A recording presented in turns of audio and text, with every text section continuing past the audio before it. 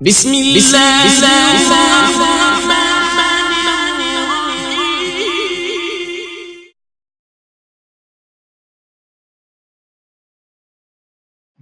الرحمن الرحیم۔ ہم آج آپ کے سامنے قرآن پاک کے 5ویں پارے کا تعارف پیش کرنے جا رہے ہیں۔ قرآن پاک کے 5ویں پارے میں 8 باتیں ہیں۔ نمبر 1 گھریلو معاملات کی تدابیر، نمبر 2 عدل اور احسان، نمبر 3 جہاد کی ترغیب، نمبر 4 منافقین کی مذمت، نمبر 5 قتل کی سزائیں، نمبر 6 ہجرت اور صلاۃ الخوف، نمبر 7 ایک واقعہ ایک قصہ ہے، نمبر 8 سیدھے راستے پر چلنے کی ترغیب۔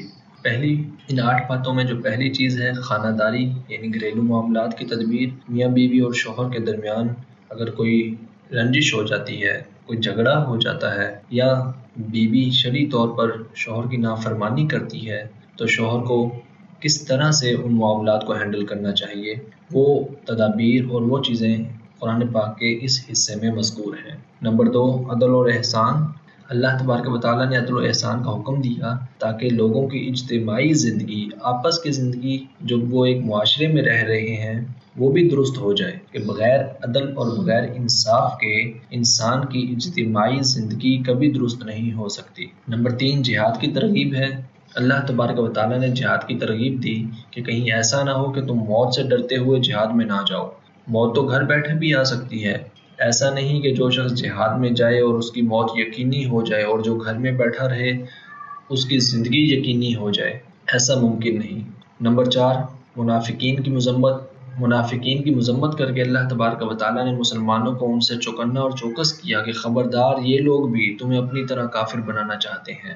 بظاہر تو وہ مسلمان بنتے تھے لیکن تھے وہ کافر، اسی لیے انہیں منافق کہا گیا اور اللہ تبارک و تعالیٰ نے مسلمانوں کو ان سے خبردار کیا۔ نمبر 5 قرآن پاک کے اس حصے میں قتل کی سزائیں بیان کی گئی ہیں کہ قتل کی سزائیں بیان کرتے ہوئے بڑا سخت لہجہ اللہ تبارک و تعالیٰ نے استعمال کیا کہ مسلمان کو جان بوجھ کر قتل کرنے والا ہمیشہ ہمیشہ جہنم میں جلے گا۔ نمبر 6 ہجرت اور صلاۃ الخوف، کہ جہاد کی ترغیب دی گئی تھی، اس میں بھی ہجرت کرنی پڑتی ہے۔ جہاد اور ہجرت میں نماز پڑھتے وقت دشمن کا خوف ہوتا ہے، اس لیے صلاۃ الخوف کا ذکر کیا گیا۔ 7واں ایک قصہ ہے۔ ایک شخص جو بظاہر مسلمان لیکن در حقیقت وہ منافق تھا، اس نے چوری کی اور الزام ایک یہودی پر لگا دیا۔ آقا علیہ الصلوۃ والسلام تک اس واقعے کی خبر پہنچی۔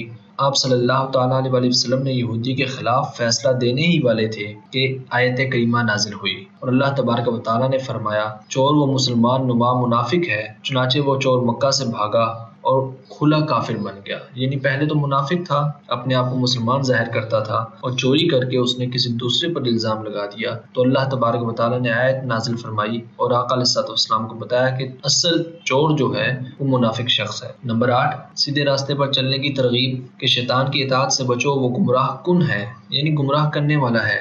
ابو الانبیاء حضرت سیدنا ابراہیم علیہ السلام کی اتباع کرو، عورتوں کے حقوق ادا کرو، اور پھر فرمایا منافقین کے لیے دردناک اور سخت عذاب ہے۔ یہ تھا 5ویں پارے کا مختصر سا تعارف۔ اگلی ویڈیو میں ہم انشاءاللہ قرآن پاک کے 6 پارے کا تعارف پیش کریں گے۔